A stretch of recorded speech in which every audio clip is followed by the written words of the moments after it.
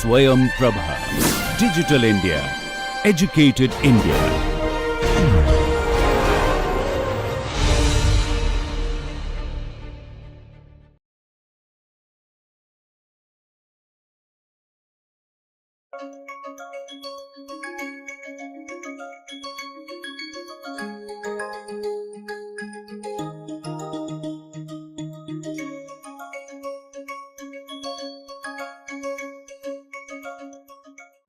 Welcome to the 19th session of our course Yoga and Positive Psychology for Managing Career and Life.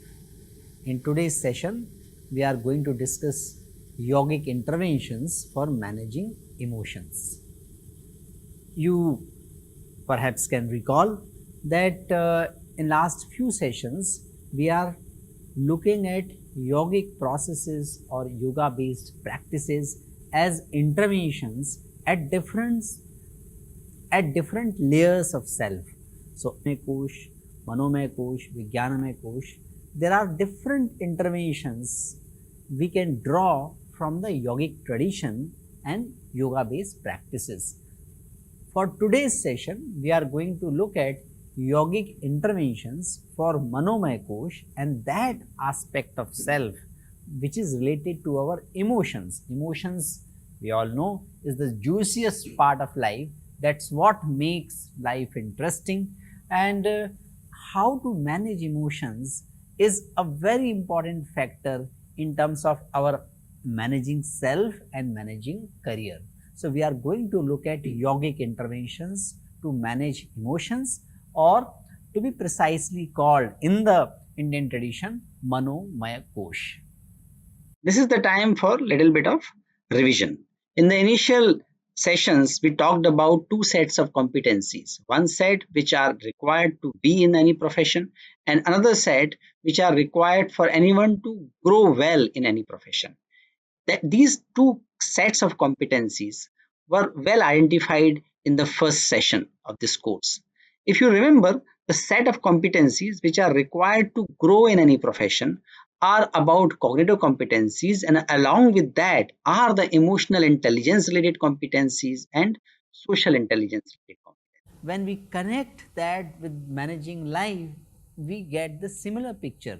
Managing life is also about managing our emotions, our thoughts, and managing career is also about managing our emotions in the day-to-day interactions, building our network, managing our relationships at work, because that is the foundation for motivating ourselves and others, leading ourselves and others, building leading teams, understanding organizations and leading organizations. So, self-management skills and career building skills, they are pretty overlapping to each other, and there are some discipline specific skills and there are some generic specific skills, and those generic skills we are looking at emotional intelligence and social intelligence. Let us take a short quiz. Markets are driven by, and you need to think answer to this question. What is the answer to the question markets are driven by? Investors' mood. Leadership is based on, and the answer is trust. Uptake of any technologies is linked to the customer.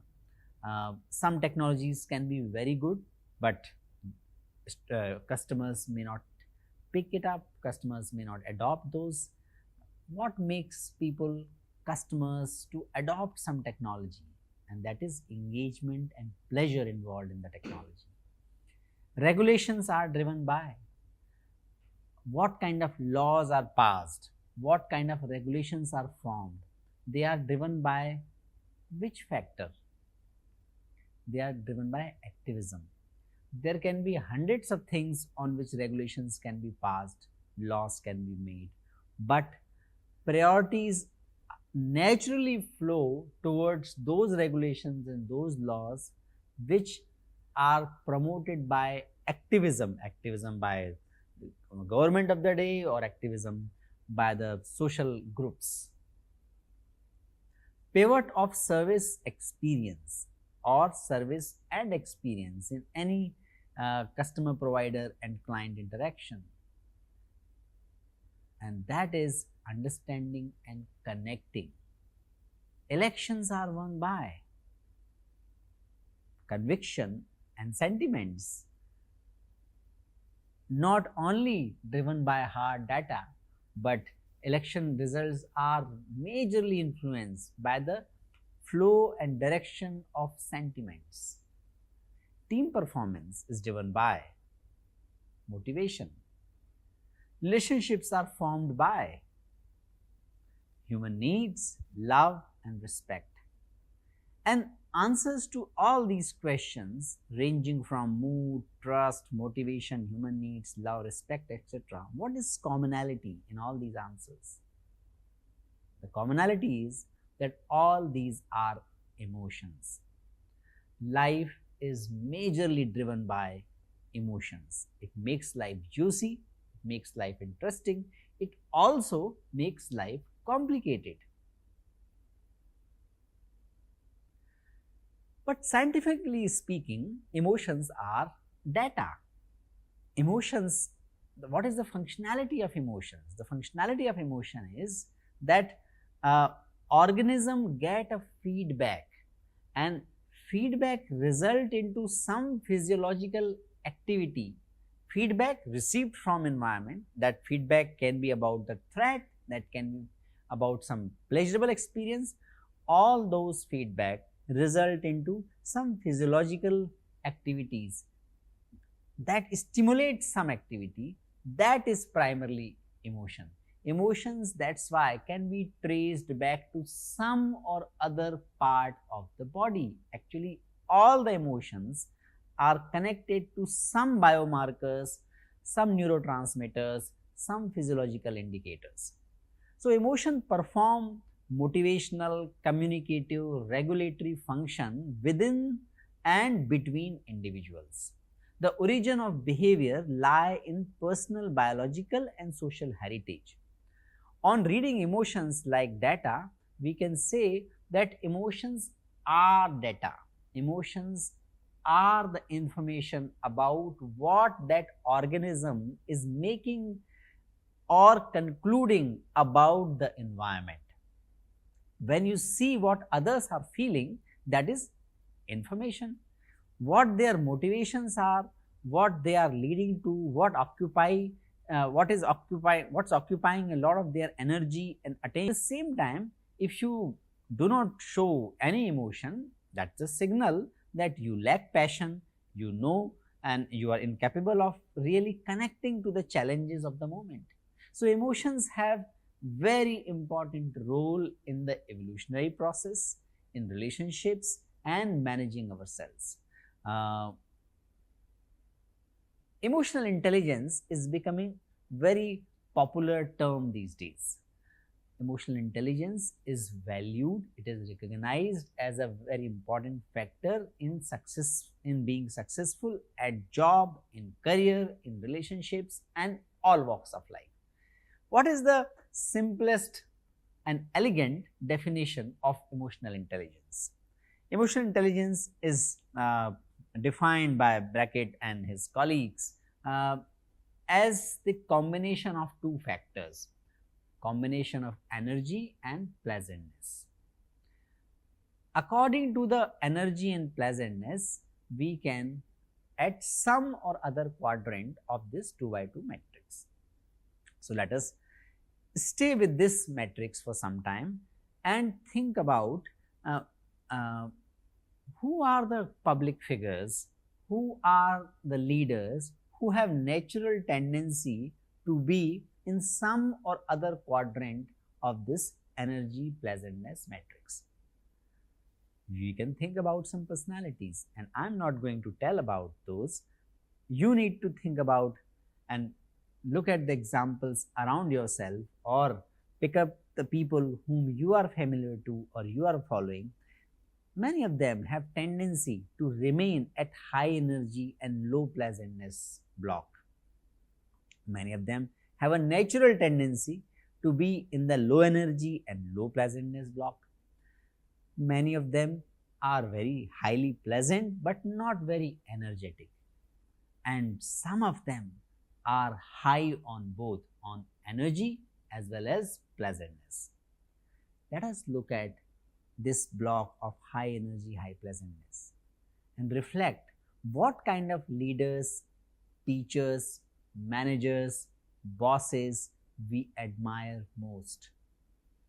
We invariably admire people who are high on both, who are high on energy and high on pleasantness.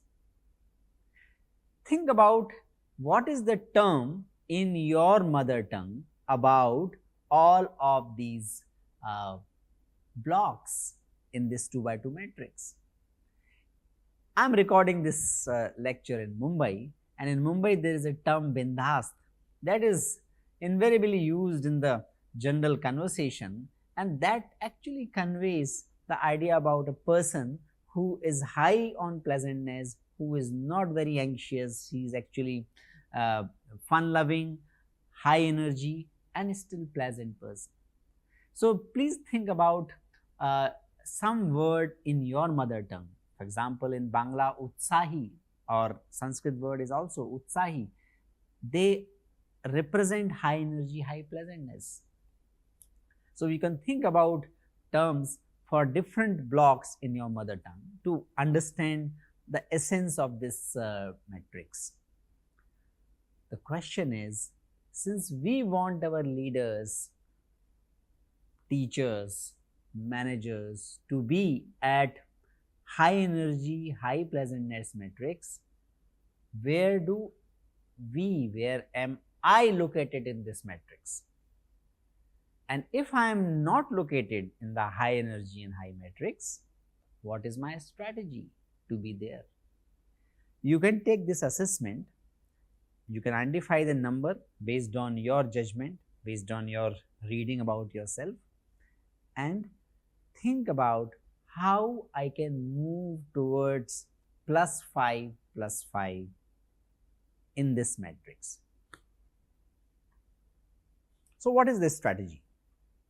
Strategy is first to recognize what is your general emotional disposition.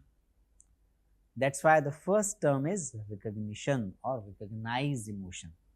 In general, what is my emotional disposition? In general, what is the emotional state I live? And in particular, at a particular situation, I am feeling. That has to be recognized. That's the first step. After recognition, we can understand the emotions clearly. When we understand it, we can label that emotion. From recognition to labeling, our awareness cycle gets over. Until I am aware of the emotion, I cannot manage it. So the first 3 steps ensure that I am aware of the emotion. When I am aware of the emotion, I can strategize how to express emotion. For example, anger. Anger, if I experience it, instead of just suppressing it, instead of just ignoring it, it is important to convey what is. For example, we look at ourselves and recognize that I am feeling angry. If I am feeling angry about something, about in certain situation, I need not to act out of anger, but I need to understand and label the emotion. Or if I am feeling disgust, or if I am feeling guilt, or if I am feeling affectionate, in all these emotions, we need to first understand and label this. Then we can express it appropriately. If it is anger, it is not to be acted upon, it has to be expressed. It is one thing to start shouting in the anger. It is another thing to tell the person that you have done this and that makes me upset. Please let me know if I am missing out something or if my anger is unjustifiable. in the second case, we are expressing emotion, but we are not acting upon emotion. When we express it, we give time to ourselves to regulate the our action, regulate our words about that emotion. So, the acronym RULER, RULER, that is for these 5 steps, and that is advocated by, that is explained beautifully by Brackett and his colleagues.